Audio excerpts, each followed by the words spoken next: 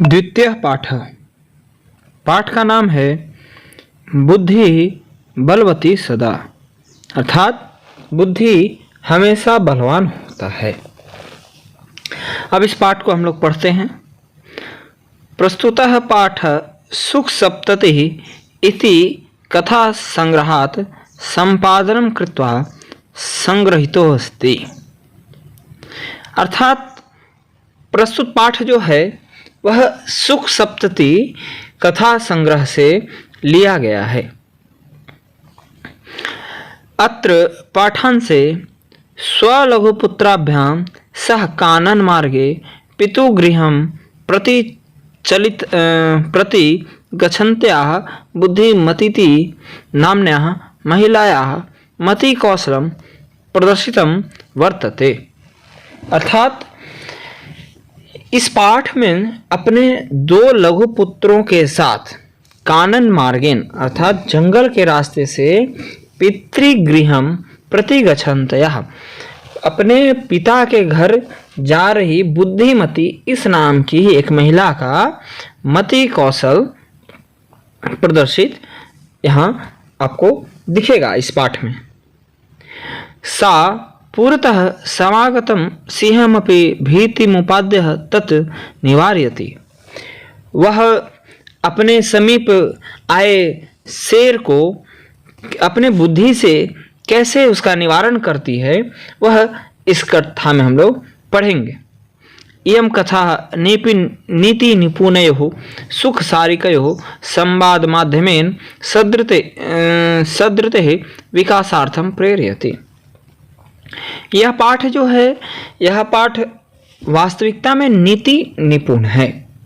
इस पाठ में आपको सुख सप्तति जो कथा संग्रह से लिया गया है, इस पाठ में जानवरों के वार्तालाप से आपके मस्तिष्क में नीति निपुणता के विकास के लिए यह पाठ पढ़ाया जा रहा है।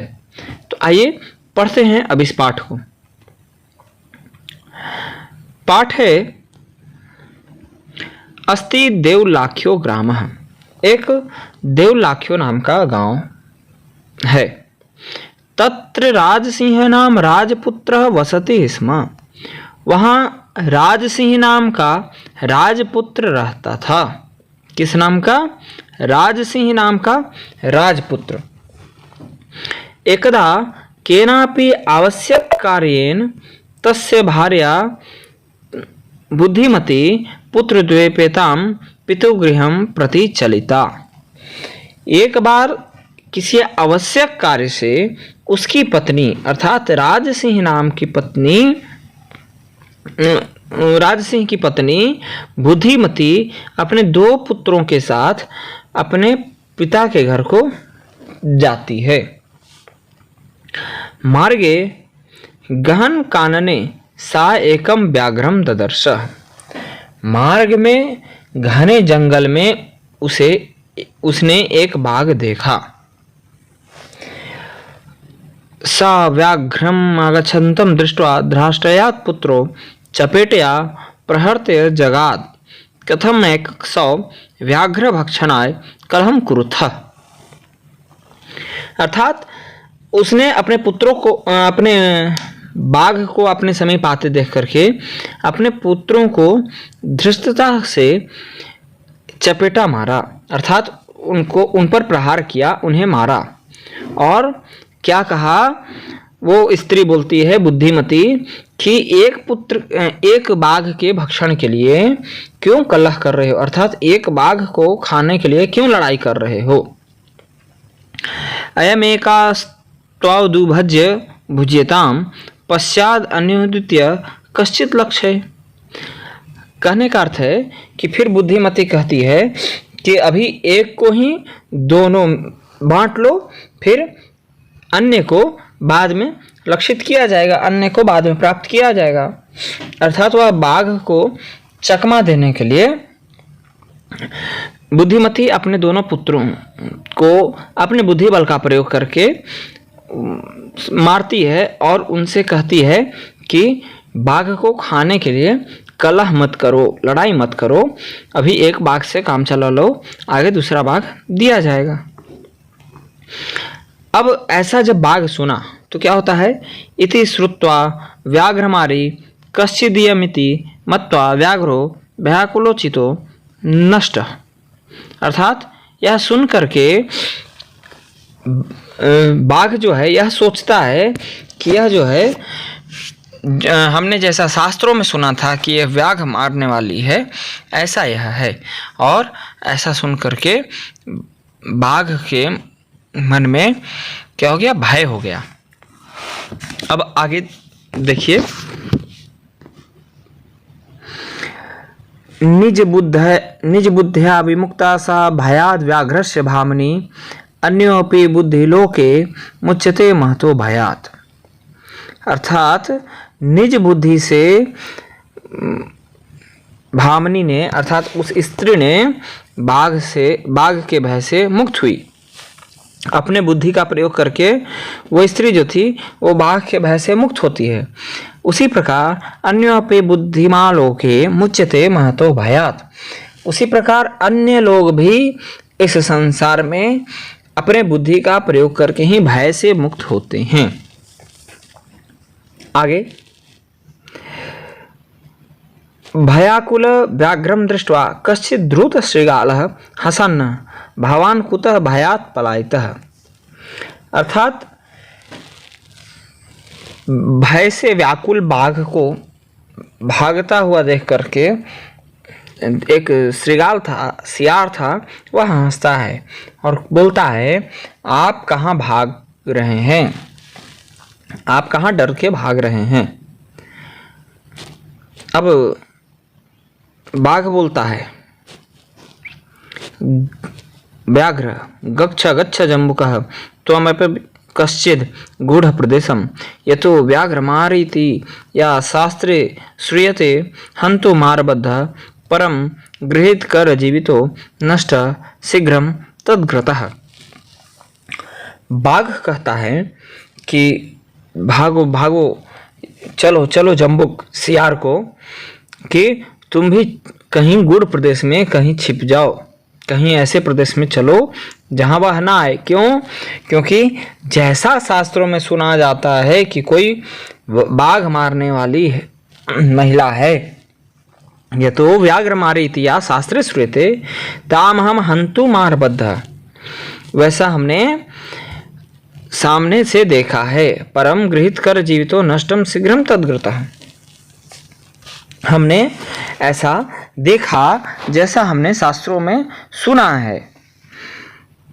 अब जब ऐसा बाघ ने कहा तो सियार सुन करके कहता है, श्रृगालः व्याघ्र त्वया महत् कौतुकम अवेदितम जन मानो सादपि बिभीषि। बाघ, तुम महा कौतुक वाली, आश्चर्य वाली बात बोल रहे हो, मनुष्य से डर के तुम बोल रहे हो। क्योंकि बाघ अगर मनुष्य से डरे तो यह आश्चर्य वाली बात है। व्याघ्र प्रत्यक्ष मेव मया सा आत्मपुत्रो वैकक्षौ मामतुम कलहाय मानो चपेटिया प्रहरती दृष्टा। अर्थात मैंने प्रत्यक्ष में उसे अपने पुत्रों को एक एक बाघ के लिए मारते हुए देखा है, एक एक बाघ के लिए लड़ते हुए दोनों बच्चों को, और उससे अपने माँ से पिटते अर्थात स्त्री को अपने बच्चों को मारते देखा है बाघ के चलते। अब जम्बुक कहता है, स्वामिनः यत्रास्ते साधुरता तत्र गम्यताम। अर्थात स्वामी, जहाँ वह मूर्ख है वहाँ चलिए। व्याघ्र तव पुनः तत्र गतस्य सा सम्मुख पिक्षते यदि तर्हि त्वया अहम हंतव्य इति। वह पुनः जो है बाघ को कहता है कि आप वहाँ चलिए जहाँ वह महिला है। तो वह पुनः वहाँ जाने के लिए तैयार तो नहीं होता, लेकिन कहता है, तब पुनः तत्र गतस्य सा सम्मुख पिक्षते यदि तर्हि त्वया अहम हंतव्य इति, कि मैं और आप दोनों उसके साथ चलते हैं। मैं अगर वो आपको मारेगी तो मैं उस महिला को मार दूंगा। ऐसा सियार बोलता है, जम्बुक कहता है। तब बाघ कहता है, व्याघ्र श्रृगालः यदि त्वं मां मुक्त्वा यासि तदा वेलापवेला स्यात्। अर्थात बाघ कहता है कि सियार, अगर तुम मुझे वहां छोड़ करके आओगे तो यह उचित नहीं होगा। जम्बुक यदि एवं तर्हि मां निजगले बद्ध्वा चलं सत्वरः सा व्याघ्रं तथा कृत्वा काननेयो श्रृगालेन सहितं पुनरागत्य व्याघ्रं दूरात् दृष्ट्वा बुद्धिमती चिंतितवती। अर्थात कि जम्बुक कहता है कि मैं अगर आपको छोड़ दूंगा तो ऐसा नहीं है, इसलिए आप यदि मेरे गले को अपने गले से बांध लें तब चलें। तो वह बाघ के साथ ऐसा करके और कानन जाता है, कानन लेके चलता है। कानन अर्थात साथियों जंगल। श्रृगालेन सहितं पुनरान्त्यं व्याघ्रं दूरात् दृष्ट्वा, अर्थात श्रृगाल के साथ बाघ को पुनः आते देख करके बुद्धिमती थोड़ी चिंतित हो जाती है। यहाँ देखिए श्रृगाल के साथ बाघ बंधा हुआ है, बुद्धिमती थोड़ी चिंतित हो जाती है। तब वह फिर अपना बुद्धि का प्रयोग करती है और जम्बुक कृतोत्साहात् व्याघ्रात् कथम उच्यताम् परम प्रत्युत्पन्नमति सा जम्बुकम् आक्षिप्य अंगुल्याः तर्जनीयो वाचः। अर्थात अब वो सोचती है कि जम्बुक और व्याघ्र दोनों से मैं कैसे छूटूंगा, कैसे मैं इनसे अब दूर हो पाऊंगी, कैसे इनसे बचूं। लेकिन वह अपने प्रत्युत्पन्नमति से, अर्थात जिसे प्रेजेंट ऑफ माइंड कहते हैं, तो प्रेजेंट ऑफ माइंड लगाती है और जम्बुक पर आक्षेप करती हुई कहती है, तर्जनी उंगली से आक्षेप करती हुई कहती है, रे रे धूर्तः त्वया दत्तं मह्यं व्याघ्रत्रयं पुरः विश्वास्यादेमानीयं कथम यासि वदाधुना। अर्थात कहता है कि रे रे धूर्त, कि मैंने तुम्हें 3 बाघ लाने के लिए कहा था पहले में, अर्थात मैंने तुम्हें पहले 3 बाघ लाने के लिए कहा है विश्वास से, लेकिन तुम क्या, तुम तो एक ही ला रहे हो। तब ऐसा जैसे ही वो बुद्धिमती बोली, इति युक्त्वा धाविता तूर्णम व्याघ्रमारी भयंकरा व्याघ्रो अपि सहसा नष्टा गल्लबद्ध श्रृगालकः। जैसे ही ऐसा बाघ ने सुना, वह तेजी से वहां से भागने लगा और बाघ के भागते ही बाघ और साथ में बंधा श्रृगाल भी नष्ट हो गया। एवं प्रकारेण बुद्धिमती व्याघ्रजात भयात पुनरपि मुक्ता भवत। अर्थात इस प्रकार से बुद्धिमती बाघ से पुनः उसके डर से मुक्त होती है। अतएव उच्यते, इसीलिए कहा जाता है, बुद्धिर बलवती तन्वी सर्व कार्येषु सर्वदा। जिसकी बुद्धि बलवान होती है उसका सभी कार्य सफल होता है। इस प्रकार बुद्धिमती अपने बुद्धि का प्रयोग करके बाघ के भय से मुक्त होती है। ठीक उसी प्रकार साथियों, हम अपने बुद्धि बल का प्रयोग करके सभी संकटों से मुक्त हो सकते हैं। अब आगे बढ़ेंगे इसके अभ्यास कार्य की ओर। ये रहे इस पाठ से संबंधित जुड़े शब्दार्थ, जिन्हें आप एक बार पढ़ लेंगे तो आपको पाठ समझ में आ जाएगा। तो ये संपूर्ण शब्दार्थ पढ़ने के बाद अब आते हैं अभ्यास कार्य की ओर। पहला अभ्यास है एक पदेन उत्तरत, अर्थात एक पद में ही उत्तर देना है। बुद्धिमती कुत्र व्याघ्रम ददर्श। बुद्धिमती बाघ को कहाँ देखी? तो इसका उत्तर होगा गहन कानने। मैंने सारे प्रश्नों का उत्तर एक ही बार लिख दिया है, बस सिर्फ उन्हें समझने की ज़रूरत है। तो इसका उत्तर होगा गहन कानने, अर्थात घने जंगल में बाघ को देखी थी। दूसरा है भामिनी कया विमुक्ता। भामिनी अर्थात वो स्त्री किससे मुक्त होती है? तो इसका उत्तर होगा निज बुद्धया, अपने बुद्धि से भी मुक्त होती है, या भयात, भयात अर्थात डर से भी मुक्त होती है। तो दोनों में से कोई एक उत्तर आप दे सकते हैं। ग है सर्वदा सर्वे कार्येषु का बलवती, हमेशा सभी कार्यों में कौन बलवान होता है? तो बुद्धि। इसका उत्तर क्या होगा? बुद्धि। घ है व्याघ्र कस्मात् बिभेषी, बाघ किससे डरता है?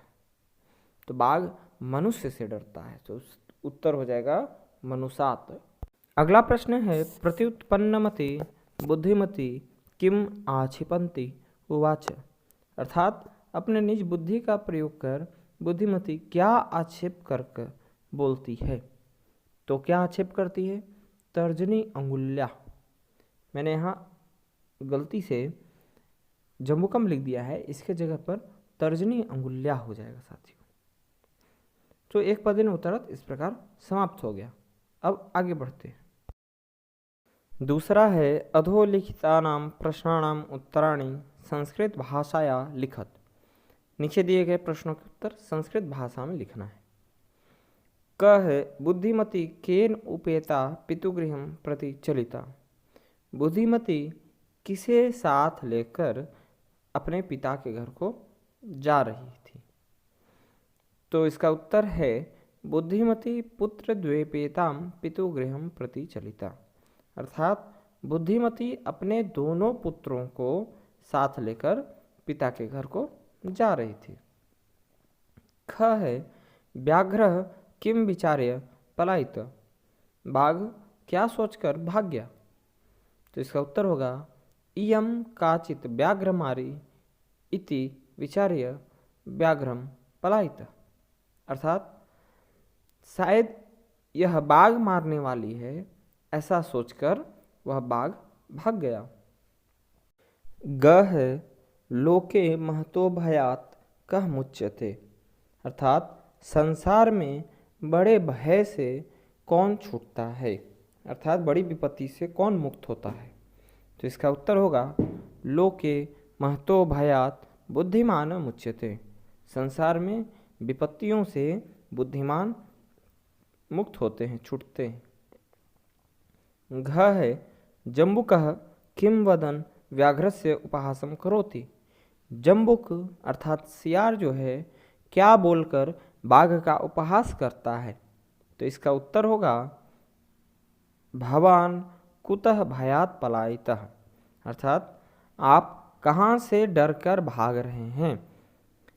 इति वदन जम्बुकः उपहास व्याघ्रस्य उपहासम करोति, अर्थात ऐसा बोलकर जम्बुक बाघ का उपहास करता है। अंगा है बुद्धिमती श्रृगालम किम उक्तवती, बुद्धिमती श्रृगाल को क्या कहती है? तो इसका उत्तर होगा बुद्धिमती श्रृगाल उक्तवती त्वया मह्यम पुरा व्याघ्रत्रयम दत्तम विश्वासस्य अद्य एकम आनियम कथम यासी इति अधुना वद, अर्थात बुद्धिमती श्रृगाल को कहती है कि तुम्हें मैंने 3 बाघ लाने को कहा था, परंतु तुम 1 लाए हो, बोलो, इसका कारण बोलो। तो इस प्रकार आपका पूर्ण वाक्य उत्तर भी समाप्त हो गया। अब आते हैं तीसरे प्रश्न अभ्यास की ओर। तो तीसरा प्रश्न अभ्यास क्या है? स्थूल पदम आधृत्य प्रश्न निर्माणम कुरुतः, अर्थात जो शब्द मोटे हैं जिन्हें बोल्ड किया गया है उनके स्थान पर आपको प्रश्नवाचक शब्द लगा करके प्रश्नवाचक वाक्य बनाना है। पहला है तत्र राजसिंहो नाम राजपुत्र वसति स्म, यहाँ राजसिंहों को बोल्ड किया गया है, मोटा किया गया है, तो उसके स्थान पर आपको क्या करना है? इसका अर्थ है कि तत्र अर्थात वहाँ राजसिंह नाम का राजपुत्र रहता था। तो कौन रहता था? तो आप यह भी कह सकते हैं कि तत्र कह नाम राजपुत्र वसति स्म, या तत्र किम नाम राजपुत्र वसति स्म, तो दोनों का अर्थ एक ही होगा। आगे है बुद्धिमती चपेटया पुत्रो प्रहतवती, अर्थात बुद्धिमती चपेटा से पुत्रों पर प्रहार करती है। तो किससे? तो इसका उत्तर हो जाएगा, इसका प्रश्नवाचक शब्द हो जाएगा कया। तो पूर्ण वाक्य क्या होगा? बुद्धिमती कया पुत्रो प्रहतवती। इसके बाद व्याघ्रम दृष्ट्वा धृतः शृगालः अवदत्। बाघ को देखकर मूर्ख शृगाल जो है वह बोला। तो किसको देखकर? तो व्याघ्रम की जगह हो जाएगा कम। पूर्ण वाक्य होगा आपका कम दृष्ट्वा धृत शृगालः अवदत्। घ है त्वम मनुष्यात् बिभेषि, अर्थात तुम मनुष्य से डरते हो। अब यहाँ मनुष्य से की जगह पर होगा किससे? तो किससे का संस्कृत हो जाएगा कस्मात्। तो पूर्ण वाक्य क्या होगा? त्वम कस्मात् बिभेषि। इसके बाद अंतिम पूरा त्वया मह्यम व्याघ्रत्रयम दत्तम, अर्थात पूर्व में तुमने मुझे 3 बाघ देने को दिया। तो यहाँ होगा मुझे के स्थान पर किसे? तो किसे का होता है कस्मय। तो पूर्ण वाक्य होगा पूरा त्वया कस्मय व्याघ्रत्रयम दत्ता, अर्थात पूर्व में तुमने किसे 3 बाघ दिया। तो इस प्रकार आपका प्रश्न निर्माण का कार्य भी संपन्न हो गया। चौथा है अधोलिखितानि वाक्यानि घटनाक्रमानुसारेण योजयत, अर्थात प्रश्न जो दिए हुए हैं साथियों वो घटनाक्रम से नहीं है, अर्थात जो कहानी में हमने पढ़ा उसी वाक्यों को यहाँ ऊपर नीचे करके दिया हुआ है, हमें उसे घटनाक्रम से सजाना है। तो मैंने बगल में लिख दिया है। पहले क्रमांक पर क्या हो जाएगा? बुद्धिमती पुत्र द्वयेन उपयताम पितुगृहम प्रति चलिता, सबसे पहले पाठ में हम लोगों ने ही पढ़ा। इसके बाद मार्गे सा एकम व्याघ्रम अपश्यत। ग हो जाएगा व्याघ्रम दृष्ट्वा सा पुत्रो ताड़यन्ति उवाच अधुना एकमेव व्याघ्रम विभज्य भुज्यताम। घ हो जाएगा व्याघ्र व्याघ्रमारी इयम इति मत्वा पलायित। और अंग हो जाएगा 5वां जम्बुका कृतोत्साह व्याघ्रम पुनः कानन आगछन्त। च हो जाएगा प्रत्युत्पन्नमति सा श्रृगालम आक्षिपन्ति उवाच। छ होगा त्वं व्याघ्रत्रयम आनेतुम प्रतिज्ञाय एकमेव आनित्वान्। और ज होगा गलभद्र श्रृगालकः व्याघ्र पुनः पलायितः। तो इस प्रकार आपका घटनाक्रम से सारे वाक्य लिखे हैं, आपको बस ध्यानपूर्वक लिखना है। अब 5वां अभ्यास कार्य की ओर बढ़ते हैं। 5वां अभ्यास कार्य है संधि व संधि विच्छेदम व कुरुत, अर्थात संधि या संधि विच्छेद करें। पहला है पितुगृहम, इसका संधि विच्छेद करना है साथियों। तो क्या होगा? पितुः जोड़ गृहम। ख है एक कह, इसका भी संधि विच्छेद करना है। तो क्या होगा? एक जोड़ एकह। इसके बाद संधि विच्छेद दिया हुआ है, आपको संधि करना है। तो यहाँ है अन्य जोड़ अपि, तो दोनों संधि करेंगे तो बन जाएगा अन्यो अपि। इसके बाद इति जोड़ उक्त्वा, तो इति जोड़ उक्त्वा होता है साथियों इत्युक्त्वा। और 5वां है यत्र जोड़ आस्ते, तो यहाँ क्या हो जाएगा? यत्र आस्ते। यहाँ आप ध्यान देंगे सिर्फ घ और अंग में स्वर संधि है, अन्य में व्यंजन संधि और ऊपर में विसर्ग संधि है। तो इस प्रकार आपका 5वां भी संपन्न हो गया। अब आते हैं छठे अभ्यास कार्य की ओर। छठा है अधोलिखितानां प्रश्नानां अर्थ कोष्ठात् चित्वा लिखत, अर्थात नीचे दिए गए प्रश्नों के उत्तर आपको कोष्ठक से चुन करके लिखने हैं। इसका अर्थ आपको दिया हुआ है, अर्थात आप यह समझिए कि हमें इन्हीं का पर्यायवाची लिखना है या इसका अर्थ लिखना है संस्कृत में। पहला है ददर्श।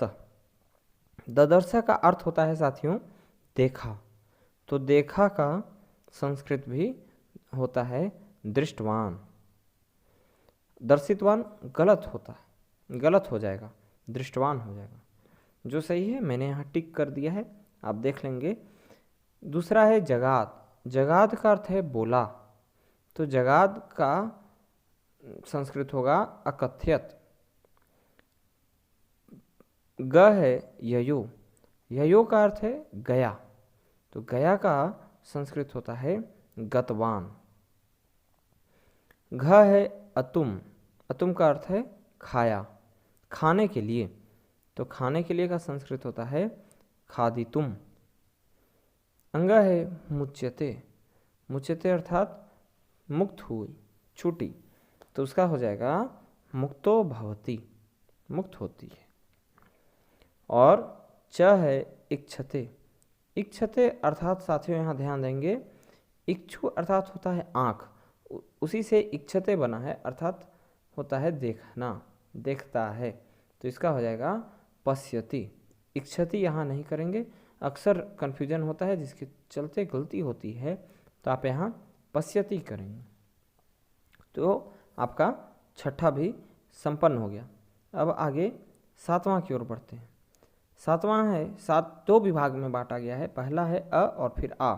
हम अ को पहले कर लेते हैं। पाठात् चित्वा पर्याय पदम लिखत। पाठ में से चुनकर इन्हीं का जो शब्द दिए गए हैं उसका पर्यायवाची लिखना है।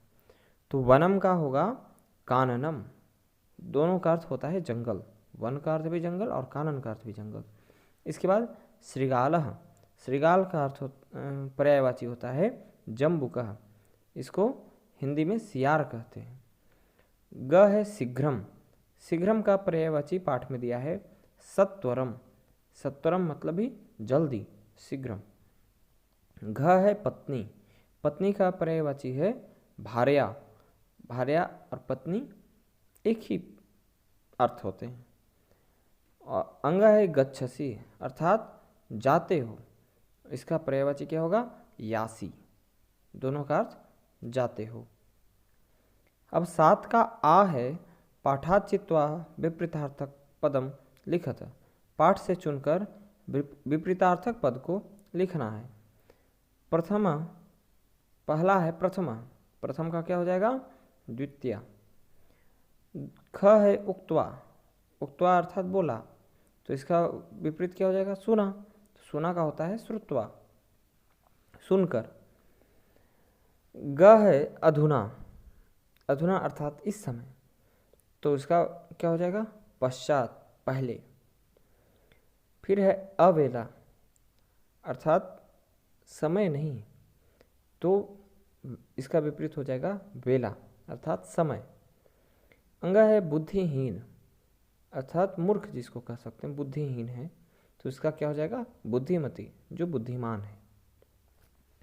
तो इस प्रकार दूसरे पाठ का संपूर्ण प्रश्न अभ्यास संपन्न हो गया। आपको यह पाठ समझ में आया या नहीं हमें कमेंट में ज़रूर बताएं। अगर इस पाठ से संबंधित कोई समस्या है तो हमें कमेंट में ज़रूर बताएं। यह वीडियो आपको कैसा लगा ये भी हमें कमेंट में ज़रूर बताएं। धन्यवाद।